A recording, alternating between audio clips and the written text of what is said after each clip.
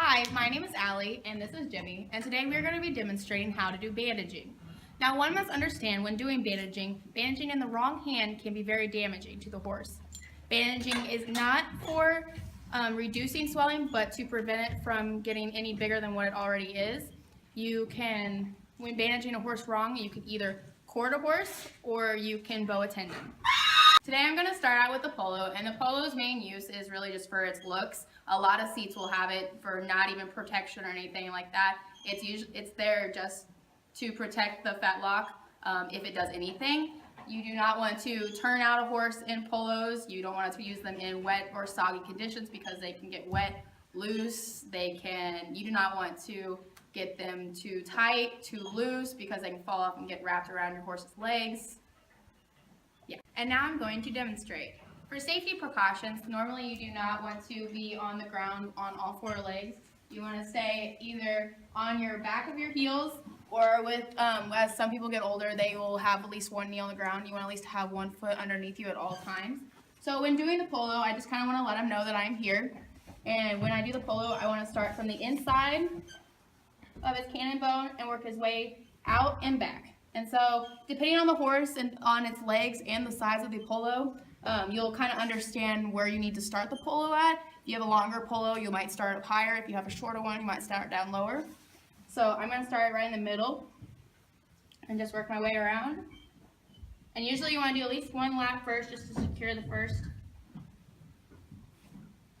And as you do your polo, you want to make sure that you do your laps evenly and with even pressure around as you go.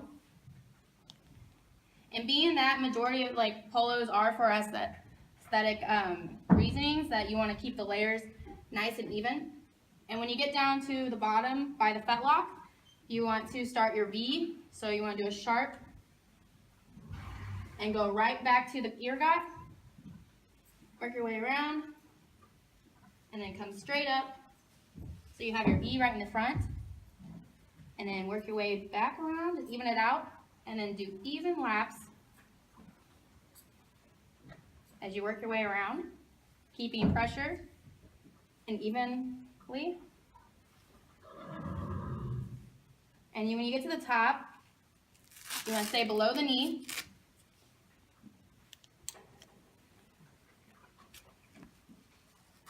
And then fastener here, and then to be able to check, usually people will be able to put at least one finger in. And that's how you do that. Next I'm going to be doing my standing bandage, and for your standing bandage you're going to need your track, wrap, and your quilt. And so for your standing bandages, you would use them for when you are shipping horses or after they've been worked hard.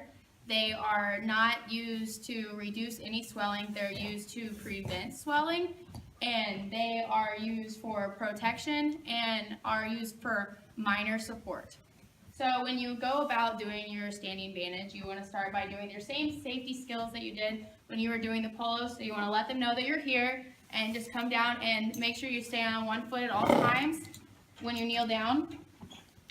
Okay, when doing your standing bandage, you start with the quilt, and you take it from the inside of the cannon bone below the knee and below the fetlock, and you wrap it from inside out, front to back, like you did with the polo. And as you wrap, you kind of have to secure it with your hands, and you want to keep all the layers the same height. You want to keep constant pressure on it just to keep it tight. And you kind of have to move it around and manhandle it because you're trying to make this fit this horse's leg.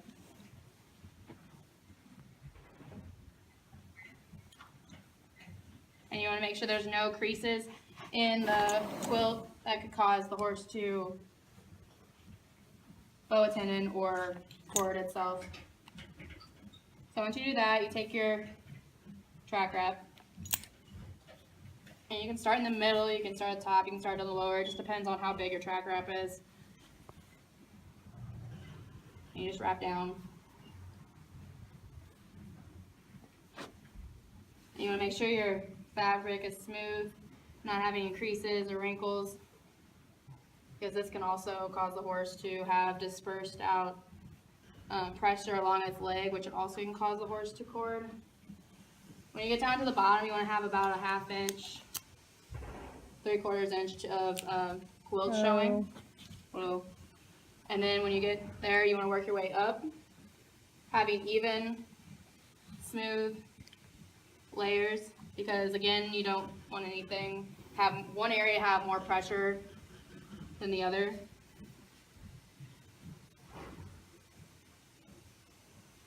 Making sure everything's smooth.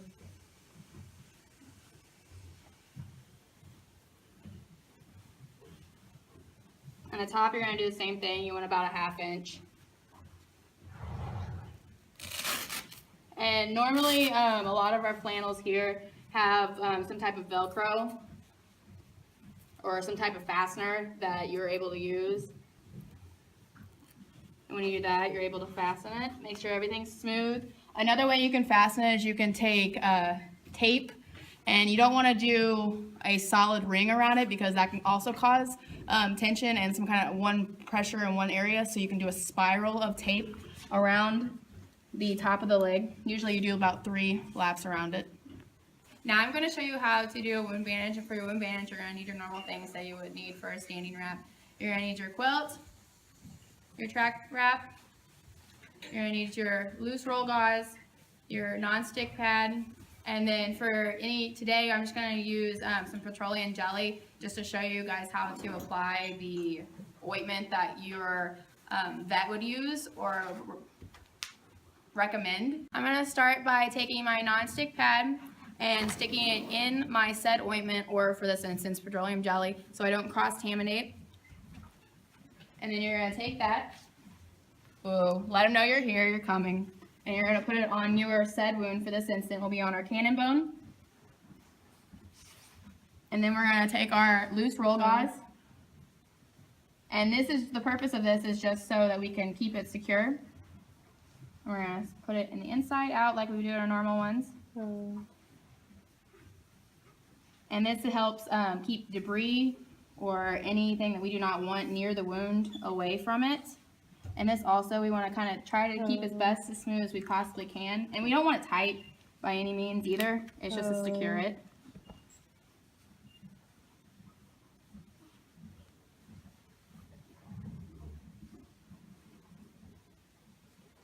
And then after we do that, we're just going to move straight into our normal standing wrap.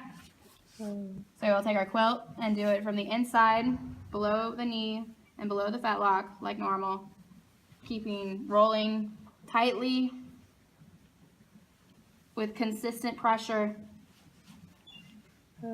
manipulating the roll or the quilt to fit his cannon bone and fetlock.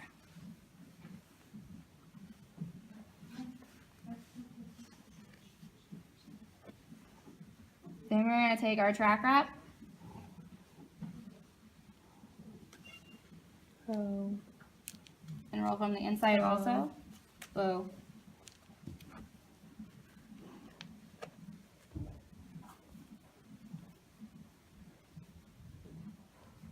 Keeping it smooth like normal. Consistent pressure.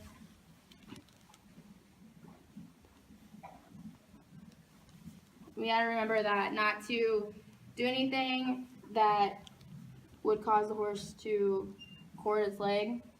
So we're going to leave our 1/2 inch again on the quilt, and then I work our way up, keeping consistent pressure.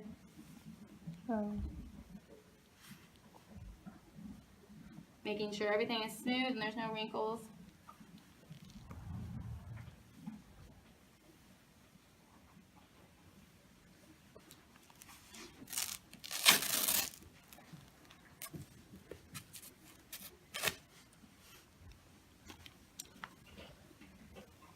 This one you'll also at the top just leave about a 1/2 inch at the top.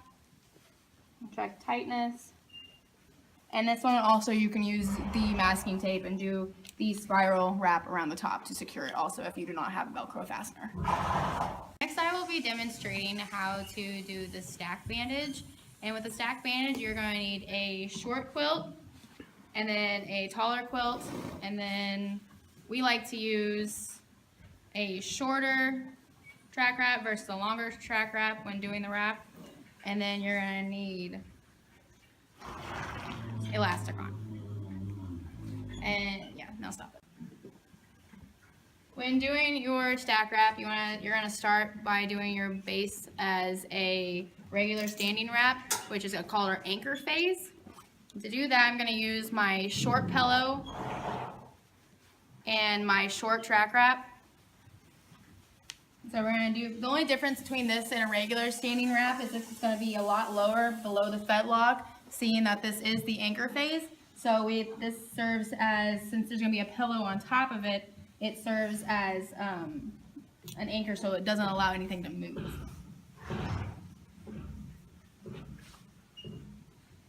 So we're going to start the inside and work our way back, front to back, and pulling tension just like you would a normal stack wrap, keeping the top even as this is serves as your shelf that you will quote unquote stack your stack wrap. Make sure everything's even, like always. Then you're going to take your short track wrap, bow,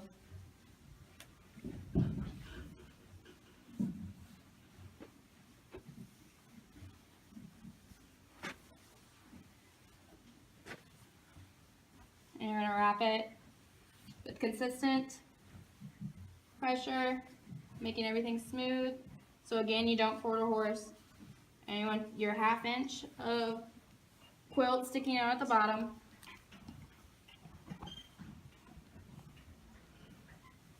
Working your way up.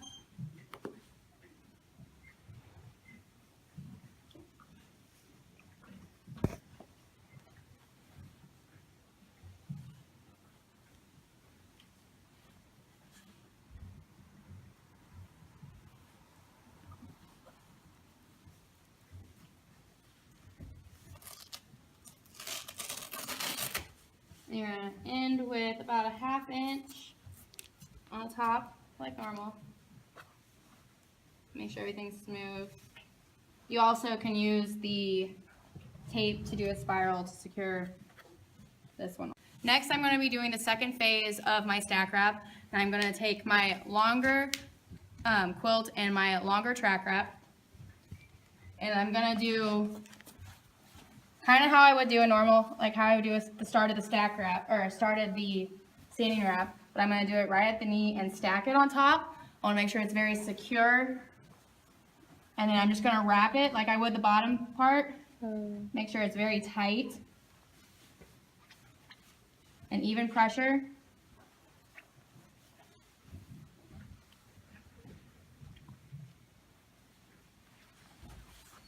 I'm going to make sure it's very secure at the bottom because you don't want to have any pressure points.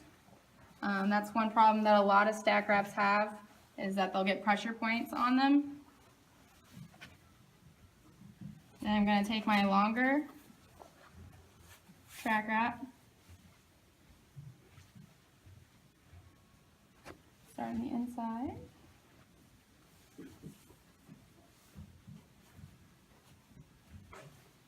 And you're going to do the same thing that you did on your bottom part of the stack wrap, and just wrap it, have tight, consistent pressure, wrapping below the crease of where you stacked your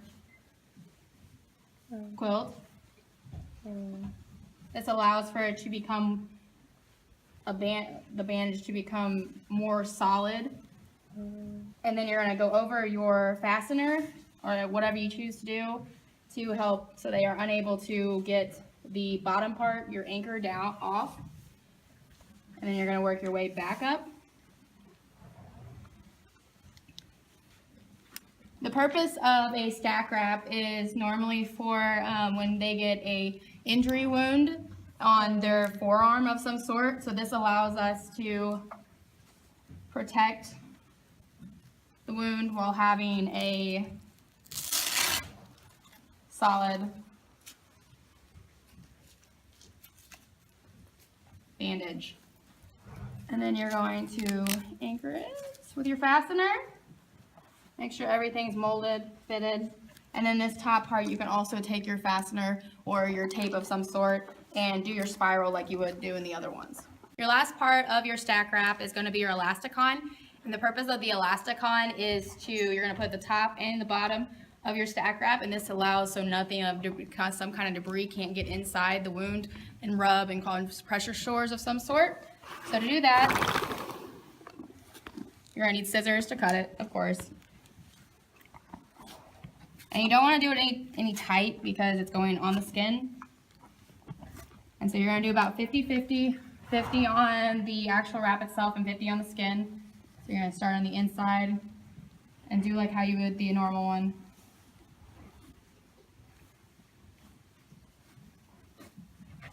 And then you're going to just cut it.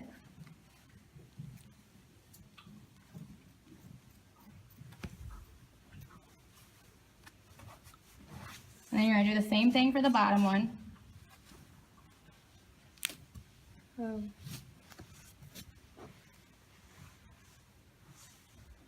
Do 50 on the skin, 50 on the bandage. Whoa.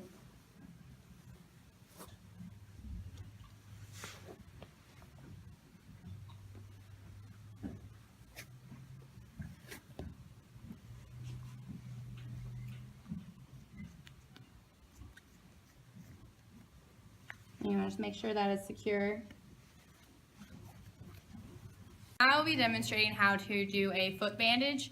When you do a foot bandage, it's either for a hot nail or if there's some type of drainage like an abscess, or at some cases if you lose a shoe, it's used for padding or protection. What you will need is you will need your duct tape square that you will put over your diaper, and all you do for that is you take like 6 to 7 pieces of duct tape and you do one layer one direction and then do another layer one direction. And it's easiest when you're doing the foot bandage that you just stick it on your leg or along the wall wherever you're doing your foot bandage. Next thing you will need is your diaper, your vet wrap, and then if it is, say, an abscess or something, you will need your nonstick pad to put your ointment such as Ecthamol on it. To do this bandage, you will start out by letting them know that you're here, and you're going to pick up the foot. And you're going to start by using your non-stick pad that has your ointment on it. And you're going to sit in the middle, like so. And then you're going to take your diaper. And newborn diapers fit feet really well. And you're just going to make that cradle their foot, kind of mold it. And then there's these little tabs.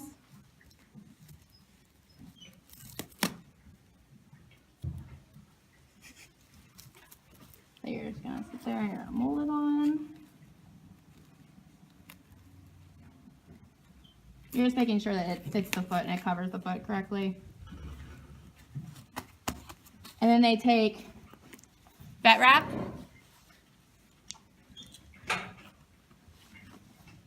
And you're going to just take vet wrap and you're just going to cover the foot. This adds more padding and makes the diaper more secure. I always like to do a wrap around it first just so I can secure the vet wrap itself so it doesn't move. And you're just going to cover the whole foot. You want to make sure that you don't really get the vet wrap on any part of the hoof by any means. You don't want to have any pressure on anywhere up above the corner band or anything like that. So then we're just going to make sure it's covered. Press it all down.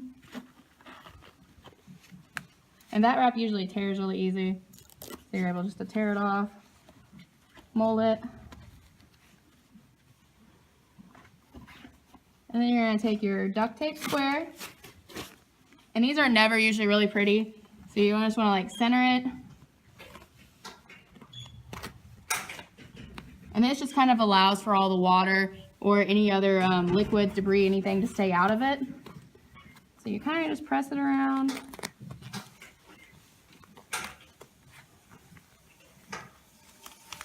mold it along it. Make sure you're not sticking to your skin or above your hoof. And this concludes my demonstration of wrapping. Today we went over our polo wrap, our standing bandage, our stack wrap, our wound bandage, and also our foot bandage. I want to thank my not so happy but willing partner here, Jimmy, and that's all. Thank you.